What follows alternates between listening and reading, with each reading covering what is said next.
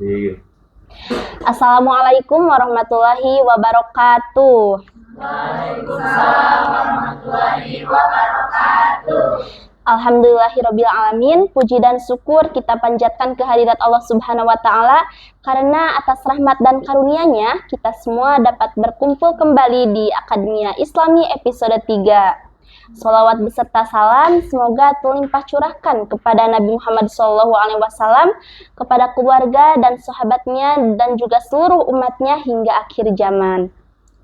Halo Sobat Akademia, apa kabar hari ini? Alhamdulillahirabbil alamin. Semoga kita semua senantiasa dalam lindungan Allah Subhanahu wa taala dan diberikan kemudahan dalam menuntut ilmu. Selamat datang kembali di Akademia Islami episode 3 kali ini. Pada episode kali ini kita akan membahas sebuah tema yang sangat relevan dan sangat penting bagi kita sebagai mahasiswa, yaitu kampus aman dan bermartabat, implementasi nilai-nilai Islam dalam mencegah pelecehan seksual.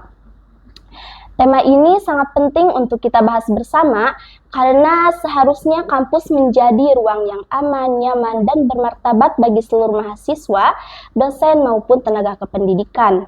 Namun pada kenyataannya, isu pelecehan seksual masih menjadi persoalan yang sangat serius yang perlu kita cegah bersama, salah satunya yaitu dengan menghadirkan nilai-nilai Islam sebagai pedoman moral dan etika. Nah, untuk mengupas tema ini lebih dalam, telah hadir bersama kita seorang narasumber yang akan berbagi ilmu dan juga pandangannya, yaitu Kak Adelia sebagai Duta Anti Kekerasan dan Unsil Kampus Ambasador.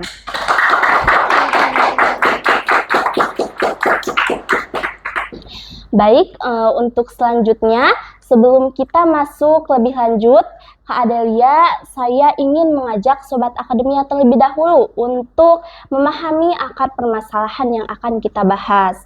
Sebelum kita masuk lebih lanjut, bisa Kak Adelia jelaskan kepada kami apa sebenarnya yang dimaksud dengan pelecehan seksual di lingkungan kampus dan dalam bentuk apa saja hal ini bisa terjadi? Oke, terima kasih Siza atas pertanyaannya. Oke, teman-teman, di sini aku tidak akan langsung pada pembahasan utama terkait dengan pelecehan seksual. Namun di sini aku ingin menyampaikan bahwasannya Satgas PPKPT atau yang sekarang aku menjabat sebagai Duta Anti Kekerasan ini sebenarnya memiliki sumber utama terkait dengan pelecehan itu sendiri atau kekerasan itu sendiri, yaitu berlandaskan pada Permendikbudristek nomor 55 tahun 2024 seperti itu. Dalam hal ini terdapat 6 bentuk kekerasan itu sendiri. Yang pertama ada kekerasan berbentuk fisik, itu berhubungan dengan fisik kita gitu. Seperti adanya pemukulan, penamparan, dan lain sebagainya. Terus yang kedua adanya itu kekerasan psikis, itu kekerasan yang memang berhubungan dengan psikis kita gitu, seperti itu. Memang tidak terlihat namun itu sangat terasa sekali seperti itu. Terus ketiga adanya pembulian atau perundingan gitu, dimana ini pola kekerasan yang sering berulang. Ini melibatkan antara fisik dan juga psikis seseorang seperti itu. Terus yang ketiga, yang keempat maksudnya itu ada kekerasan seksual atau pelecehan seksual yang nantinya kita akan elaborasi lebih dalam. Terus yang kelima adanya diskriminasi atau intoleransi, di mana ini merupakan seperti pengecualian kepada salah satu pihak atau kelompok, baik itu secara ras, etnis, budaya, agama, dan lain sebagainya. Dan yang terakhir itu adanya kebijakan yang mengandung kekerasan, baik itu dalam sistemnya ataupun nantinya berupa implementasi dari kebijakan tersebut seperti itu. Nah, setelah mengetahui bagaimana sih bentuk-bentuk dari kekerasan, di sini aku ingin menjelaskan bagaimana pelecehan seksual itu sendiri gitu, dimana pelecehan seksual memang suatu kekerasan yang berhubungan seksualitas itu sendiri gitu, baik secara verbal maupun berhubungan dengan seks itu sendiri. Sebenarnya teman-teman ada banyak sekali bentuk-bentuk kekerasan seksual ini. Kalau teman-teman bisa baca nantinya dalam Permendikbudristek ini ada sekitar 25 gitu bentuk-bentuk atau contoh-contoh dari kekerasan seksual itu sendiri. Namun di sini aku tidak akan menyebutkan satu persatu karena 25 itu terlalu banyak ya Teh, seperti itu. Jadi aku akan menyebutkan beberapa hal yang memang berdekatan dengan kita atau sering kita lihat atau bahkan dinormalisasi seperti itu. Yang pertama adalah kekerasan berupa verbal, yaitu terkadang kita tuh mengejek seseorang berupa fisiknya gitu, fisik secara seksualitasnya. Contohnya seperti apa ya, yang sering kita lihat atau sering kita temui itu seperti ini teh. Pernah dengar gak beberapa waktu lalu itu ada kata yang memang sensitif gitu teh? Pernah? Iya. Nah, itu hal-hal sensitif yang memang banyak orang yang menormalisasikan ya gitu. Banyak orang yang mewajarkan kata tersebut. Padahal kan itu suatu hal yang memang berhubungan dengan seks atau hal-hal sensitif perempuan gitu ya teh. Yang kedua, seperti kata atau kalimat yang mengutarakan, ih kamu dadanya besar gitu. Nah, itu hal-hal yang memang dinormalisasi atau terkadang dinormalisasi dan diwajarkan gitu ya teh. Iya, Nah, bener, itu Teh. kita kurang aware terhadap dengan hal tersebut. Yang kedua, adanya ujaran atau apa ya, suatu ucapan yang memuat rayuan, terutama dilakukan oleh laki-laki. Laki-laki. Contohnya seperti catcalling, tahu teh catcalling itu apa? Kayak seperti manggil perempuan gitu, bukan termasuk nggak? Iya betul teh, memanggil perempuan ketika perempuan itu lewat terus bilangnya kiu kiu. Iya, nah Nah, atau manggil perempuan cewek. Nah, itu tuh banyak itu sekali. termasuk ya Kak? Iya betul, banyak sekali laki-laki yang melakukan hal tersebut padahal itu termasuk ke dalam kekerasan seksual atau pelecehan seksual, bentuk-bentuknya seperti itu. Terus yang adanya juga penyebaran foto atau video yang mengandung kekerasan atau hal-hal yang berbau sensitif gitu. Ini biasanya kasus ini terjadi ketika ada dua orang yang berpacaran. Awalnya itu biasa-biasa aja ya, saling toples, saling itulah inilah. Ketika putus nih, Ya. karena emang udah gak cinta lagi, Iya. udah gak sayang Udah lagi. nggak ada hubungan ya? Iya betul sekali, tiba-tiba salah satu pihak itu menyebarkan foto atau video yang berbau sensitif tersebut seperti itu. Nah, itu merupakan suatu hal yang sensitif, namun ya itu termasuk kekerasan gitu, kekerasan seksual, pelecehan seksual gitu seperti itu. Namun yang perlu di-highlight di sini dalam kekerasan seksual atau pelecehan seksual ini adalah consent atau persetujuan dari pihak korban. Kalau misalnya tadi kasus yang penyebaran foto atau video, kalau misal si korban itu menyetujui, itu tidak termasuk kekerasan, tidak termasuk ke dalam pelecehan. Tapi kalau misal pihak korbannya itu tidak suka atau tidak menyetujui, itu termasuk ke dalam pelecehan seksual. Terus adanya juga seperti persetujuan ketika pacaran, misal memeluk atau meraba gini ya teh. Bener ya? Kan biasanya kalau gini atau memeluk itu antara pacaran nggak apa-apa ya, karena ada rasa saling suka gitu ya teh. Namun ketika tidak ada persetujuan, misalnya itu saya itu orang lain ataupun nggak kenal sama teteh nih, tapi aku tuh langsung meluk teteh, gimana sih perasaan teteh? Nggak mau lah. Iya. Takut. Betul sekali. Nah itu termasuk ke dalam pelecehan seksual atau kekerasan seksual. Karena tidak adanya kata persetujuan. Betul sekali, seperti itu teh. Nah ya baik, terima kasih Kak Adelia atas penjelasannya, dan ternyata sangat beragam ya. Mungkin sebagian dari kita belum menyadari bahwa hal-hal tertentu sudah termasuk kategori pelecehan. Betul sekali. Untuk yang selanjutnya, mengapa isu pelecehan seksual masih menjadi tantangan yang cukup besar khususnya di perguruan tinggi? Oke, kasus ini masih sering terjadi ya teh.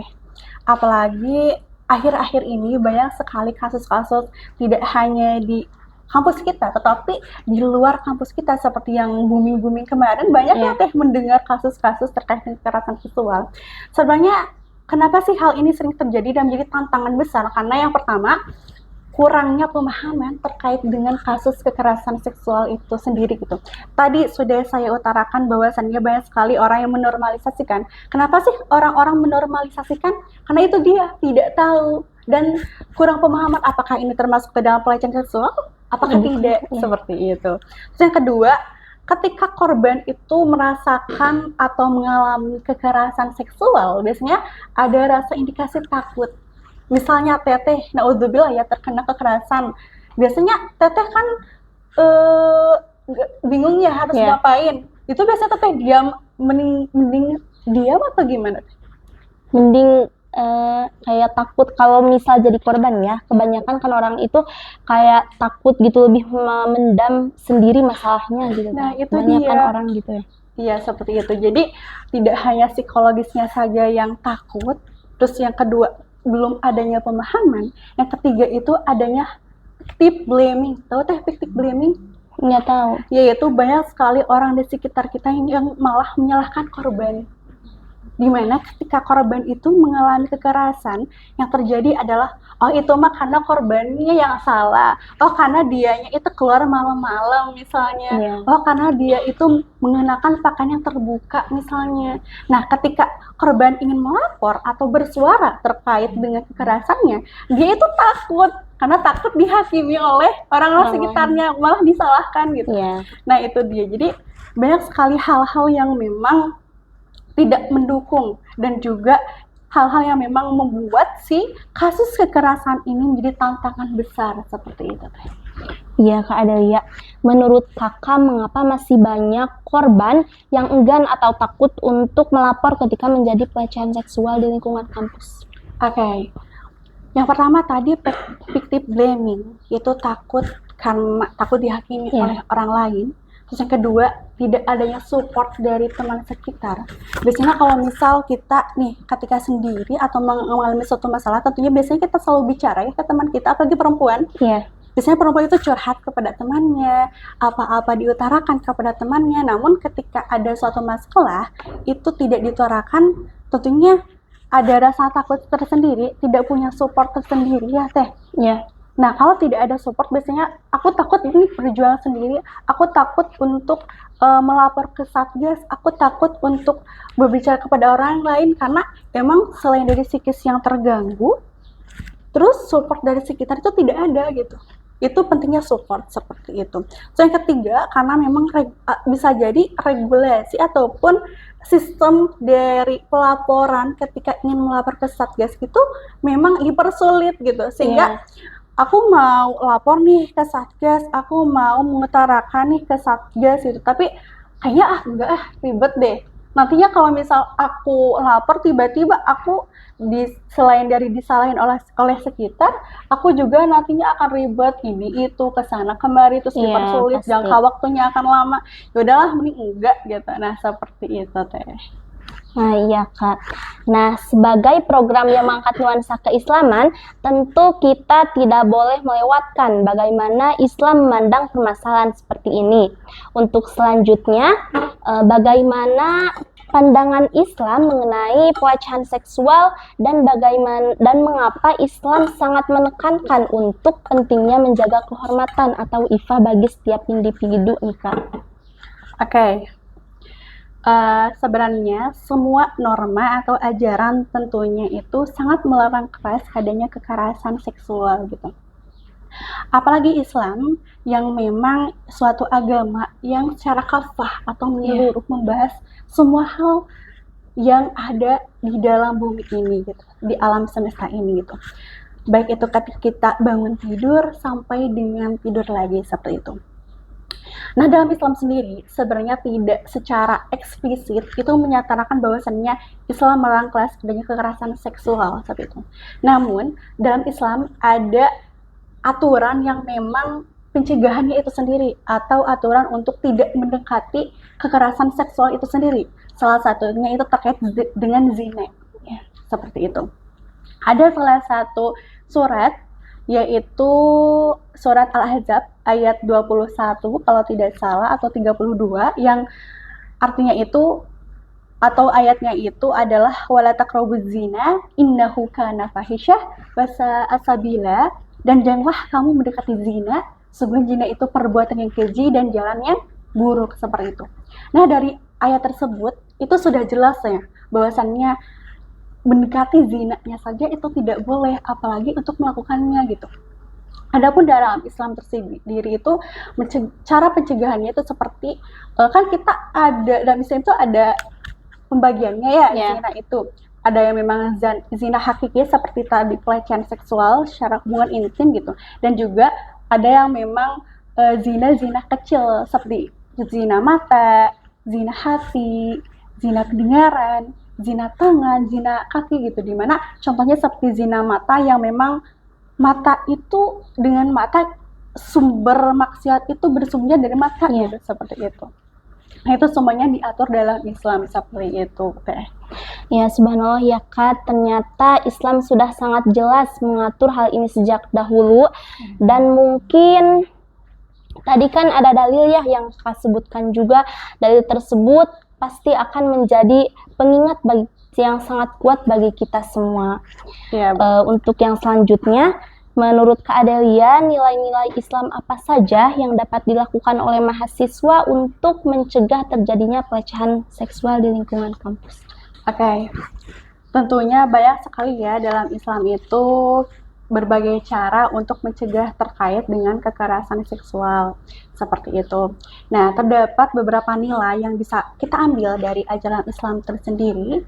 Yang pertama itu kita harus menjaga pandangan kita, karena tadi disebutkan bahwasanya sumber maksiat itu terdapat paling baik itu terdapat dari mata gitu kan, sumbernya dari mata. Yang pertama itu harus menjaga pandangan terlebih dahulu. Tapi kalau mendengar menjaga pandangan lebih condong ke laki-laki atau perempuan, Teh? Menjaga pandangan ya. Harusnya si laki-laki ya, Teh. Iya, karena banyak sekali kasus kekerasan atau pelecehan seksual itu pelakunya itu laki-laki ya. Iya. Nah, seperti itu. Namun dalam Islam sendiri itu tidak secara gamblang bahwasanya yang menjaga pandangan itu laki-laki. Namun kedua belah pihak itu. Laki-laki memang di beberapa kasus itu lebih banyak yang melakukan suatu perbuatan pelecehan seksual itu. Namun ternyata ada salah satu kisah yang memang pelakunya itu perempuan, Teh. Teteh, yang Teteh ketahui Nabi paling tampan atau pengganti selain dari Nabi Muhammad siapa, Teh? Nabi Yusuf. Ya, betul sekali. Ada salah satu kisah di zaman Nabi, yaitu Nabi Yusuf, di mana ini cukup populer sekali, Teh. Di mana ini ada salah satu kisah Nabi Yusuf dan juga Zulaikha. Iya, Zulaikha. Di mana kita tahu Nabi Yusuf itu ganteng sekali ya, Teh. Singkat cerita, Nabi Yusuf itu tinggal bersama Siti Zulaikha karena dulu itu Nabi Yusuf statusnya sebagai budak ya, Teh, budak dari suami dari Zulaikha tadi, sehingga tinggal di suatu rumahnya Zulaikha beserta suaminya. Zulaikha ini tertarik dengan ketampanan Nabi Muhammad, Nabi Yusuf tersebut, seperti itu, sehingga dia melakukan berbagai cara untuk menarik perhatian dari Nabi Yusuf tersebut, seperti itu. Nah, pada satu hari di rumah itu tidak ada siapa-siapa, tidak ada suaminya Zulaikha, hanya ada Zulaikha dan juga Nabi Yusuf, seperti itu. Nah, karena ada momen tersebut, maka Zulaikha ini mengenakan suatu pakaian atau berhias dan menarik Nabi Yusuf untuk lihatlah aku gitu. Iya. Namun Nabi Yusuf tentunya menolak Teh, menolak ajakan tersebut. Dan apa yang dilakukan oleh Zulaikha adalah merobek bajunya gitu ya, Teh, untuk memfitnah Nabi Yusuf. Namun akhirnya setelah melewati beberapa aturan hukum, beberapa yang kan akhirnya yang disalahkan adalah Zulaikha, seperti itu. Nah, yang kita ambil dari kasus ini bahwasannya ada juga loh kasus di zaman Nabi di mana perempuan juga bisa menjadi pelaku kekerasan itu sendiri gitu. Tidak bisa menjaga pandangannya itu sendiri, seperti itu. Terus yang kedua itu kita harus menjaga etika berpakaian kita, apalagi muslimah gitu ya, Teh.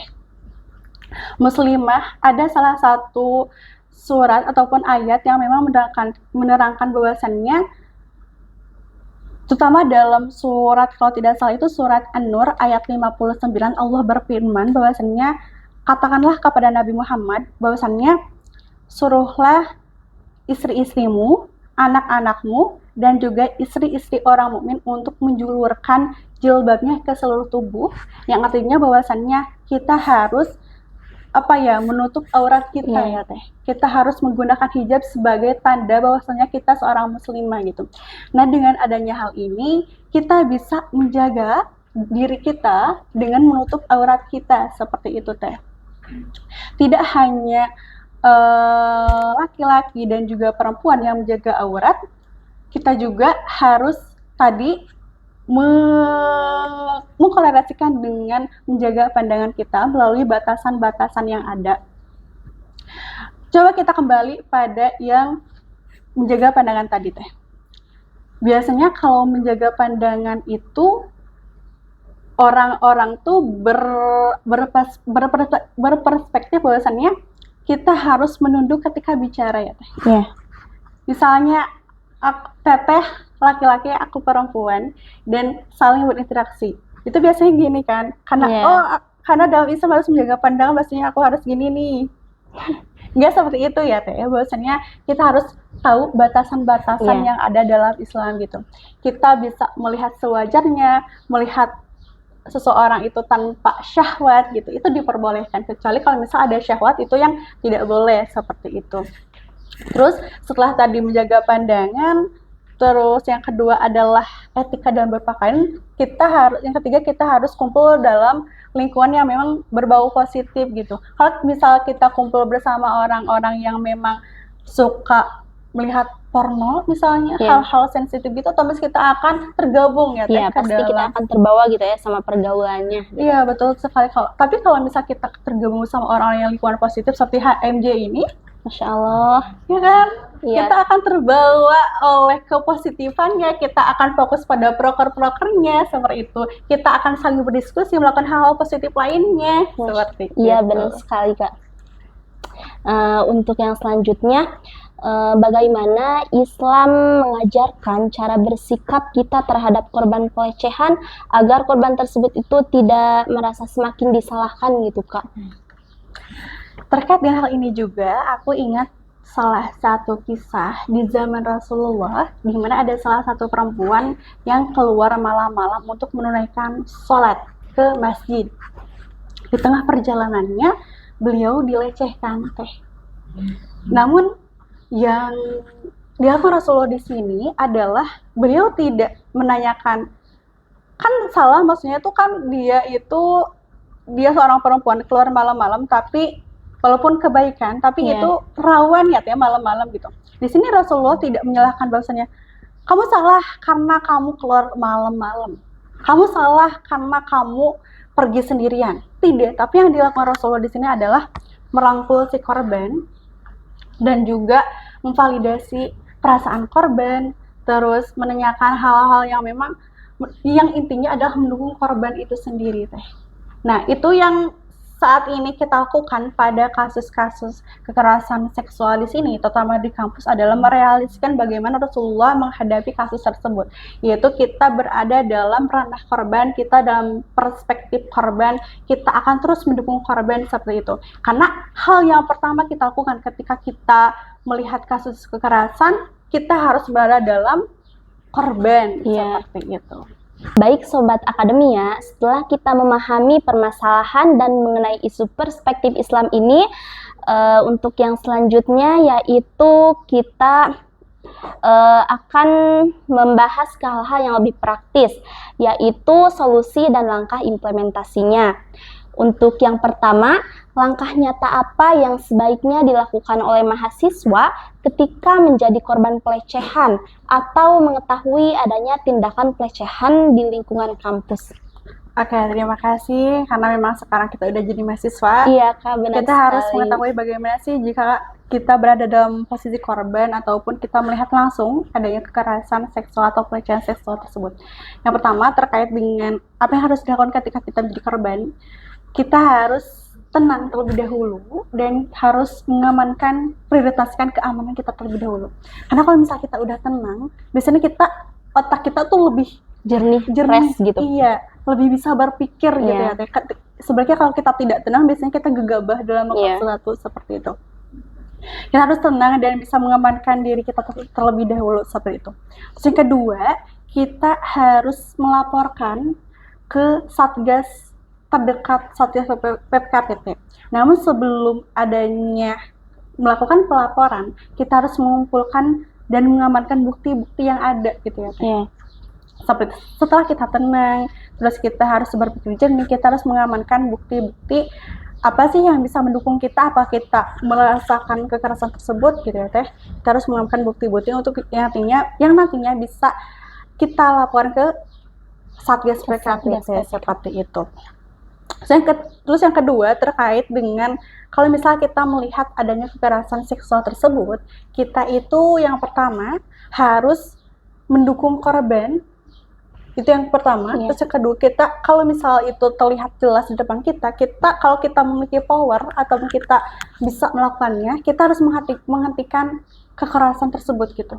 Kita harus mencoba melawan tindakan dari pelaku tersebut kalau bisa memungkinkan ya. Iya. Tapi kalau tidak memungkinkan, Jangan gegabah. ya seperti itu, jangan gegabah. Terus yang kedua, kita harus support dari korban tersebut.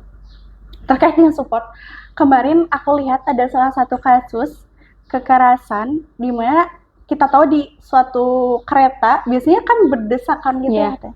Biasanya ketika ada kasus kekerasan itu orang-orang tuh pada diam gitu. Pernah lihat nggak beberapa kasus yang memang diam gitu ketika ada terjadinya kekerasan, terus yang biasanya yang bersuara itu korbannya aja, kayak bentak-bentak pelaku lah ini itu.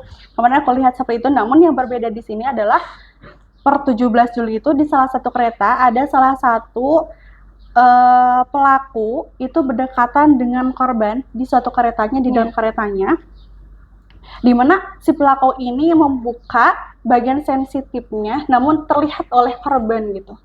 Dan dari sana korban merasa shock. Lalu yang dilakukan oleh petugas kereta tersebut adalah memeluk korban. Nah, itu yang harus kita lakukan kalau misal kita melihat korban gitu ya. Iya, kita harus mensupport korban. Dengan memeluk, itu otomatis kita mensupport korban gitu. Setidaknya kalau misal gitu, si korban merasa ada orang yang support gitu. Tidak terlalu shock, tidak terlalu psikisnya terganggu itu. Tidak ada tekanan seperti itu. Terus yang ketiga, kita harus membantu mengamankan bukti-bukti yang ada dan senantiasa mendampingi korban seperti itu. Iya, tadi kan kata kakak kalau ada orang korban itu kan kita harus kayak ngasih energi dan support gitu kayak meluk. Iya. Nah itu kan berarti kita harus bersama kayak misalkan perempuan sama perempuan gitu, enggak perempuan sama laki-laki gitu. Iya, tentunya. Iya. Seperti itu. Baik, jadi sangat penting ya Kak untuk segera melapor kepada pihak berwenang agar korban tersebut juga tidak merasa memendam permasalahannya secara sendirian. Iya, betul sekali. Terus kita juga bisa kayak memberikan efek jerah terhadap Iya. pelaku. Kalau misal kita tidak lapor, tindakan pelaku nantinya akan bertambah lagi si korbannya, dan kemungkinan akan banyak sekali kasus-kasus kedepannya gitu. Tapi kalau misal si korban itu melapor dan tiba-tiba si pelaku ini ada efek jerah atau merasa kayak takut lagi untuk melakukan hal tersebut, itu kita bisa kayak mengikis tindakan pelaku kedepannya seperti itu. Iya. Baik Teh, untuk yang selanjutnya, menurut Kak Adelia seberapa penting itu edukasi juga sosialisasi mengenai pelecehan seksual terhadap mahasiswa baru maupun seluruh civitas akademika agar terciptanya lingkungan kampus yang aman, nyaman, dan bermartabat bagi semua? Oke, tentunya sangat penting sekali ya Teh, mengingat sekarang itu banyak sekali kasus-kasus yang memang udah mencuat gitu ya kan. Dengan kita mengetahui dan memahami bagaimana kekerasan seksual ini, yang pertama kita bisa menghentikan adanya praktik blaming tadi, di mana kita bisa menghentikan adanya perspektif bahwasannya korban yang salah, perspektif bahwasannya kasus kekerasan seksual ini terjadi karena korban melakukan kesalahan terlebih dahulu, karena korban keluar sendiri malam-malam terlibat dahulu, karena korban itu memiliki atau mengenakan pakaian yang terbuka sekali. Nah, itu yang pertama. Terus yang kedua, kita bisa menghentikan adanya relasi kuasa di mana terutama di kampus nih ya. Apalagi skripsian, itu ada banyak sekali kasus nih kayak mahasiswa yang demi mendapatkan nilai itu pasti ada tawaran nih dari dosen seperti itu. lalu diterimalah karena ada inisiatif atau rasa takut gitu untuk menolak ajakan dosen tersebut. Nah, kalau kita bisa mengetahui terkait dengan hal tersebut, kita bisa menghentikan adanya hal itu gitu. Terus yang ketiga, kita bisa menghentikan atau mengikis adanya bystanding effect atau saksi yang bersifat pasif, seperti yang tadi sudah kita bahas sebelumnya. Kalau misal kita melihat adanya kekerasan lalu kita membantu mensupport, kita bisa menghentikan kok adanya kekerasan di kampus ini gitu, seperti itu teh. Apalagi ini merupakan gerbang intelektual kita ya teh. Kita bisa melakukan pembelajaran di sini supaya nantinya kita bisa aman, tentram, dan bermartabat, sejahtera aja di kampus itu, seperti itu teh. Iya, dan edukasi juga sangat penting ya Kak, Ya, untuk menjadi kunci utama agar seluruh civitas akademika memiliki pemahaman juga kesadaran yang sama mengenai isu ini. Betul. Baik, terima kasih Kak Adelia. Sebelum kita masuk ke penutup, saya ingin mengajak Sobat Akademia terlebih dahulu yang hadir di belakang layar untuk turut bertanya. Silahkan kepada dua orang penanya, dipersilahkan. Baik, silahkan kepada Salwa untuk bertanya. Baik, terima kasih izin bertanya teh. Sebelumnya tadi juga sudah teteh singgung ya terkait berpakaian. Nah, sekarang itu kan banyak di kalangan masyarakat itu yang menganggap bahwa pakaian itu menjadi faktor utama penyebab tindakan pelecehan tersebut. Nah, bagaimana sih dalam Islam juga tuh kan ada terkait aurat yang tadi sudah teteh bilang, terus ada batasan berpakaian. Nah, bagaimana pandangan teteh mengenai hal tersebut, serta bagaimana kita dapat membahas isu tersebut tanpa mengabaikan tanggung jawab dari pelaku, karena memang yang tadi disebutkan itu dari korbannya. Nah, bagaimana sih cara kita mengangkat isu tersebut tapi tanpa menyebutkan korban dan tanpa mengabaikan pelaku, karena sudah jelas kan pelaku yang melakukan tindakan tersebut. Terima kasih. Oke, terima kasih Salwa. Pertanyaan memang cukup menarik untuk kita bahas gitu. Ada salah satu data dari yang dilakukan oleh segelintir atau sekumpulan orang ataupun media gitu. Saya lupa jumlahnya berapa, tapi ini mengutarakan atau mengeluarkan sebuah data bahwasannya pakaian bukan faktor utama dari kasus kekerasan seksual seperti itu. Ini berarti bahwasannya dengan berpakaian tertutup itu sebenarnya bukan suatu hal faktor apakah kekerasan itu akan terjadi atau tidak. Apalagi dengan kasus Rasulullah tadi yang seorang perempuan keluar malam-malam seperti itu untuk menunaikan sholat gitu ya kan, itu hal kebaikan, tapi dia terjerat satu kasus kekerasan seksual juga gitu, seperti itu. Nah, kalau misal kasusnya supaya tidak menyudutkan korban, yang berarti bahwasannya itu sumbernya itu berada dalam laki-laki. Kasus tersebut atau kasus pelecehan tersebut itu berada dalam sumber laki-laki. Yang berarti bahwasannya laki-laki tidak bisa menjaga pandangannya. Kan kita perempuan sudah nih kayak berpakaian tertutup, menutup aurat, berhijab, tapi laki-laki tidak bisa menjaga pandangannya, yang berarti kan karena pelakunya laki-laki, otomatis faktor utama dari adanya kekerasan tersebut itu laki-laki gitu. Maka dari itu kepada laki-laki khususnya mohon untuk menjaga pandangannya gitu, menjaga pandangannya, dan juga bisa adanya batasan-batasan dalam berkomunikasi, batasan-batasan dalam melakukan sesuatu, seperti itu.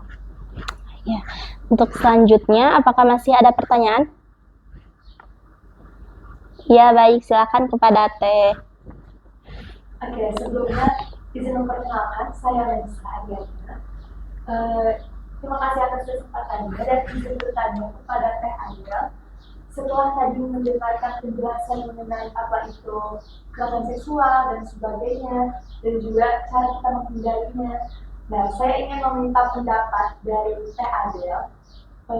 Bagaimana jika ada seseorang yang pernah mengalami suatu kekerasan tapi tidak berbentuk secara langsung, baik itu secara sentuhan atau verbal, tapi dilakukan itu secara cyber sexual harassment di media sosial. Nah, itu kan jejak digital itu sangat kuat gitu, susah dilupakan dan susah dihilangkan gitu, gampang sekali menyebar dan dilihat oleh semua orang gitu. Betul. Nah, bagaimana cara supaya korban itu bisa mendapatkan kembali dirinya yang sebelumnya dan juga bisa meningkatkan rasa percaya dirinya, karena setelah kejadian itu korban itu merasa dirinya tidak berguna lagi. Oke, terima kasih Anai atas pertanyaannya yang sangat menarik sekali. Oke, jika kalau misal si korbannya ini melapor ke Satgas atau ke pihak berwajib, itu biasanya ada rangkaian-rangkaian tertentu. Yang pertama tentunya Satgas atau pihak itu akan merangkul korban, akan berada dalam sisi korban. Nah, setelah melewati beberapa rangkaian dan ternyata si pelaku udah dijatuhi sanksi tentunya. Nah, di sini adanya perlindungan korban atau bimbingan psikologis korban. Jadi, di sini akan terus adanya seperti tahap pertama tentunya akan menenangkan si korban, terus tahap kedua akan adanya bimbingan nanti ke depannya bagaimana. Apalagi kalau misalnya di kampus ya dan melapor ke Satgas gitu ya kan, itu adanya bimbingan psikologisnya gitu Anai. Jadi, Satgas akan mengupayakan bahwasannya korban benar-benar pulih dengan keadaannya dan bisa dipastikan bisa melakukan proses pembelajaran seperti biasa, bisa melakukan proses ataupun aktivitas di kampus seperti biasanya. Itu salah satu tugas dari Satgas itu sendiri. Jadi kalau misalnya teman-teman di sini ada atau terjadi suatu kasus kekerasan khususnya, kalau bisa laporkan aja gitu. Karena memang ada salah satu bagian kita itu dibimbing langsung oleh bagian penanganan untuk supaya psikologis kita itu benar-benar pulih seperti itu dan bisa normal lagi seperti biasa. Baik Sobat Akademia, Alhamdulillah kita telah sampai di penghujung diskusi kita pada Akademia Islami kali ini. Dari pembahasan hari ini kita belajar banyak hal, mulai dari memahami bentuk dan dampak pelecehan seksual di lingkungan kampus, bagaimana Islam memandang pentingnya menjaga kehormatan terhadap sesama, hingga langkah-langkah nyata yang dapat kita lakukan untuk mencegah dan menangani persoalan ini. Dengan mengamalkan nilai-nilai Islam seperti menjaga pandangan, menjunjung tinggi adab pergaulan, saling menghormati, dan saling melindungi, insya Allah kita semua dapat menciptakan lingkungan kampus yang aman, nyaman, dan bermartabat bagi seluruh mahasiswa.